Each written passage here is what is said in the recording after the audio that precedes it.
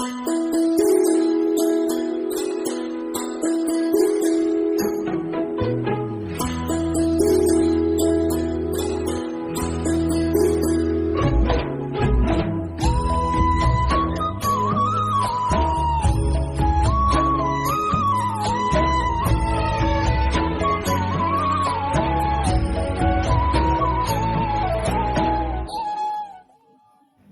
Morning বন্ধুরা, কেমন আছো তোমরা সবাই? আশা করি সবাই খুব খুব খুব খুব ভালো আছো, আর আমরা সবাই খুব ভালো আছি।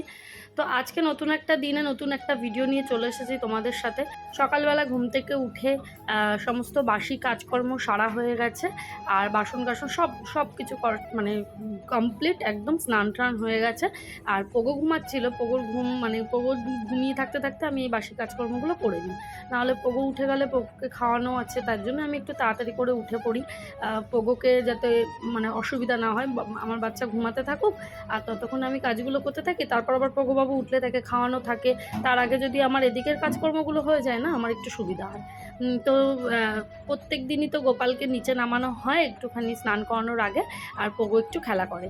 তা আজকেও একই সেম জিনিস, গপু সোনাকে আমি নিচে নামিয়ে দিয়েছি স্নান করাবো বলে, আর পোগো খেলা করছে গপু সোনার সাথে।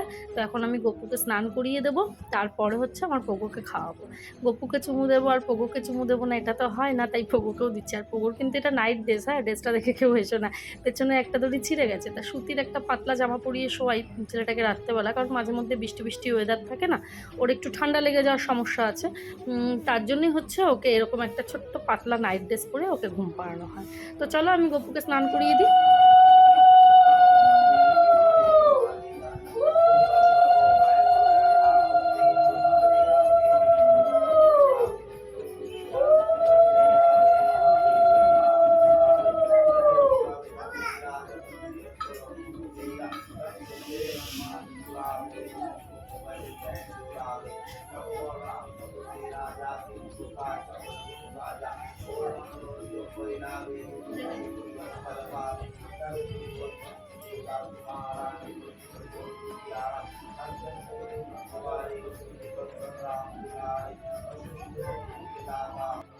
তো আমাদের এখানে বেশ কিছুদিন ধরে আবার বৃষ্টি হচ্ছে, 2-3 দিন ধরে বৃষ্টি হচ্ছে অনবরত। ওয়েদারটা বেশ ভালোই হয়েছে, ওয়েদারটা একটু ঠান্ডা ঠান্ডা হয়ে গেছে, আর এরকম ওয়েদার পেলে তো ভালোই লাগে। আবার আজকে সকাল থেকে দেখছি আবার একটু রোদ্দুর মতো উঠেছে, আর গপুকে জামা পরিয়ে দিচ্ছি, পোগো আবার পেছন ফিরে দেখছে যে ভিডিও করা হচ্ছে। আমি বলছি বাবা সর, ভিডিও করছি তো একটু সর, গপুকে দেখতে পাচ্ছে না, সবাই দেখতে পাবে না, তার জন্য পেছন ঘুরে একটু দেখে নিল।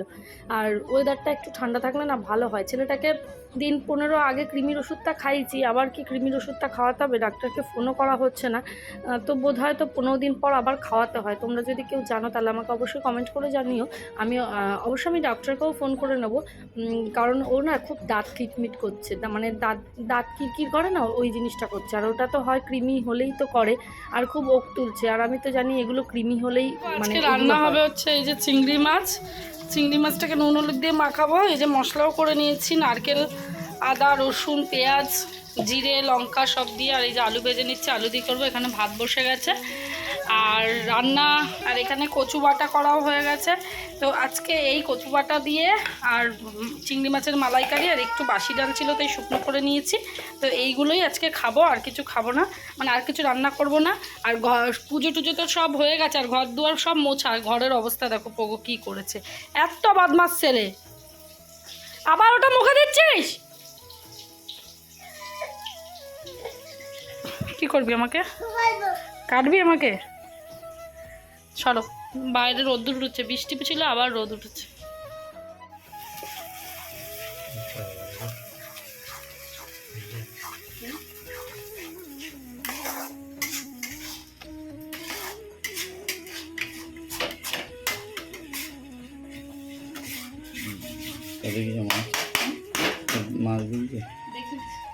তো দেখো মাছ তো ভাজা হয়ে গেছে, আর আলু ভাজা হয়ে গেছে, সব হয়ে গেছে। এখন মশলা কষিয়ে করে নেব তাড়াতাড়ি করে, বাইরে প্রচণ্ড মেঘ এসছে, আর তাড়াতাড়ি রান্নাবান্না হয়ে গেলে ভালোই হবে। আর একবার ঘরটা মুছবো, সকালে মোছা হয়ে গেছে, আর একবার জাস্ট ঘরটা মুছে নেবো, কারণ রান্নাবান্না হলে ঘরটা মুছে বাসন কটা মেজে স্নান করে নেবো।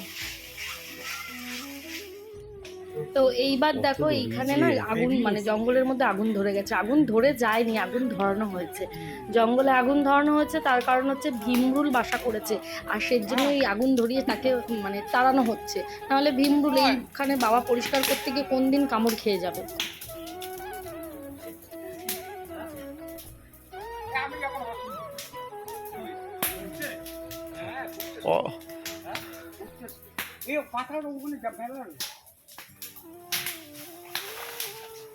যা দিই যে মোড়ে ভূত হয়ে যায়।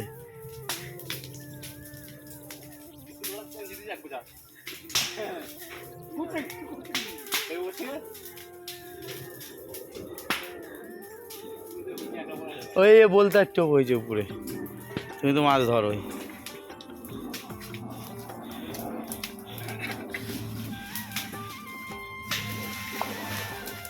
ওদিকে যে কোনো এদিক যাবো আশেপাশে ও আসবে না, ওই যা আগুন দিয়েছে মরে গেছে, আরো বেরোতে মোড়ে ভূত।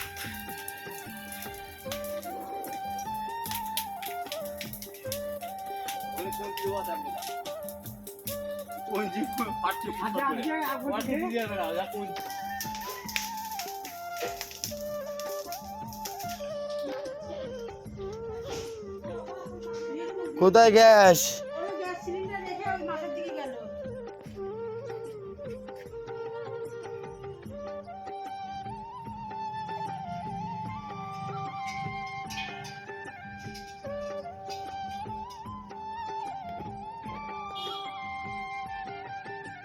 গোপালকে একটা দাও। তো দেখো বন্ধুরা, আমার স্নান টান সব হয়ে গেছে। স্নান করানোর পর আমি একটু গপুকে খেতে দিয়ে দিলাম, আর এখন পপুকে খাওয়াবো। যেহেতু গপুকে কলা দিয়েছি, ছেলেরও কলা খেতে হবে, ও এখন ভাত খাবে তবুও কলা চাইছে, তাও ওকে একটা দিলাম, আর গপুকেও খেতে দিয়ে দিলাম। এবার হচ্ছে আমার বাবাকে খাওয়াবো, তাহলে হচ্ছে আজকের মতন কাজকর্মগুলো মোটামুটি কমপ্লিট হয়। এই বেলাটা খেতে দিলাম, এখন পপুকে খাওয়াবো, খেয়ে আমরা খাবো।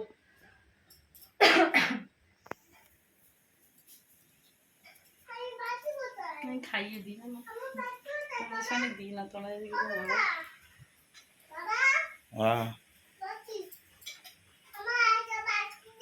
দিচ্ছি বাটি। তো এই যে চিংড়ি মাছের মালাইকারি করেছি, আর কচু বাটাটা নিয়েছি। ডাল শুকনোটা খাবো না, আর এখানে ভাত রয়েছে, থালা নিয়ে নিয়েছি, এখন আমরা খেয়ে নেবো। আর এই যে বদমাসটা খায়নি, বাজে ছেলে। 4:30টার সময় উঠে ঘর ঠর ঝাড় দিয়েছি, সন্ধ্যাবেলা এই বিকেলবেলার কথা বলছি, দিয়ে বাইরে বেরিয়েছি। আর চুল টুল আসছে, মুরগিগুলোকে দেখি কোথায় আছে। দেখছি একটা, এখানে 2টো মুরগি, আর ওই কোনো একটা আছে, দেখতে পাচ্ছ না হয়তো। ওখানে মোট 3টে মুরগি এখন রয়েছে। আর সাদা একটা মোরগ ছিল, মোরগটাকে খুঁজে পাচ্ছি না, চারিদিক খুঁজলাম, আধা ঘন্টা ধরে খুঁজছি, নেই। শিয়াল টিয়ালও ধরেনি, তো এখন পালক ছড়ানো থাকতো। কদিন আগেই যে একটা মোরগ হারিয়ে গেল, মানে শিয়ালে ধরে নিয়েছে, পালকটা ছড়ানো ছিল, তখন বুঝেছিলাম। কিন্তু এই জাস্ট কিছুক্ষণের মধ্যেই মোরগটাকে কেউ মনে হয় ধরে নিয়ে গেছে। এত ডাকছি, মোরগ তো নেই, চারিদিকে কোথাও নেই। এই যে আমাদের বাড়ি এর সামনেই এখানে একটা রাস্তার পুকুর আছে, ওখানে সবাই মাছ টাছ ধরে, এই কিছুক্ষণ আগেও ছিল, এখন কেউ নেই। এবার কী করে বলবো যে তারা ধরেছে নাকি কে ধরেছে, না জানলে তো কাউকে নামে বলাও যায় না। তো নেই, এত খারাপ লাগছে, মানে রীতিমতো কান্না পাচ্ছে। কারণ কি, এত ছোটোর থেকে এদেরকে আমাদের বাড়িতেই বড় হয়েছে, আর আমরা সবাই, আমাদের অনেকগুলো মোরগ ছিল, সবাই বলতো কেটে খেয়ে নিবি। এবার বাড়ির পোষ্য জিনিস আমরা কেউ খেতে পারবো না, এটা অনেকেই আছে খেতে পারে না, আমরাও পারি না। তা বিক্রি করে দেওয়ার কথা বলেছে, তাও দিতাম না, যে থাক রয়েছে যখন। একটা একটা করে সব চলে গেল, এখন খালি 3টে মেয়ে মুরগি রয়েছে। আমি তো মাকে ফোন করে বললাম, মা বিক্রি করে দেবো, রাখবো না। আর এমনিতেও গোপাল এনেছি ঘরে, আমার আর মুরগি রাখতেও ইচ্ছে করছে না।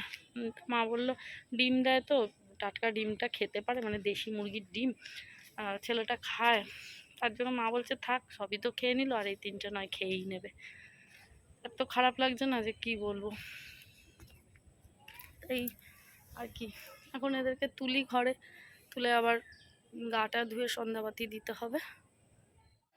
গুড ইভিনিং বন্ধুরা, দেখো এখন সন্ধ্যাবেলা হয়ে গেছে। আর সন্ধ্যাবেলা ঘর ঠর ঝাড় দিয়ে মুরগি টুরগি সব তোলার পর আমি হচ্ছে গাটা ধুয়ে নাইটি চেঞ্জ করে নিয়েছি। আর বাইরে কিন্তু প্রচণ্ড হাওয়া দিচ্ছে, প্রচণ্ড পরিমাণেই হাওয়া দিচ্ছে। আর এখন সন্ধ্যাবাতি দেওয়ার জন্য চলে এসেছি তুলসী তলায়। প্রদীপটা দেবো কিন্তু মানে মোমবাতিটা দেবো, কিন্তু মোমবাতিটা থাকবে বলে মনে হয় না, কারণ প্রচণ্ড হাওয়া দিচ্ছে। দেখতেই পাচ্ছ গাছের পাতাগুলো কত জোরে জোরে নড়ছে। তার জন্য ধূপকাঠিটা দিয়েই চলে আসলাম, কারণ মোমবাতিটা বোধ হয় না জ্বলে থাকবে। দিয়েছি, দেওয়ার সাথে সাথেই নিভে গেছে। আর এখন হচ্ছে ঘরে সন্ধ্যাবাতি দিয়ে নেবো। ঘরে সন্ধ্যাবাতি দিয়ে তারপর হচ্ছে ছেলেকে খাওয়াবো। ছেলেকে খাওয়ানোর পর আমার যা সন্ধ্যাবেলা যেটুকু কাজ, একটু রান্নাবান্না এইটুকুই করব। করে টোর আজকের দিনটা মোটামুটি কমপ্লিট হয়ে গেল। তো চলো বন্ধুরা, আজকের ভিডিওটা এই পর্যন্তই রইলো। দেখা হবে আবারও কালকে নতুন একটা ভিডিওর সাথে। তত পর্যন্ত তোমরা সবাই ভালো থেকো, সুস্থ থেকো। আর অবশ্যই আমার পাশে থেকো। যারা যারা ভিডিওটা দেখলে অথচ লাইক করনি, প্লিজ একটা লাইক দিয়ে দাও। চলো টাটা, বাই বাই। কি হয়েছে আমি আসলে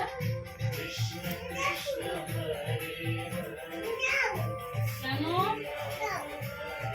ভালোবাসিস না?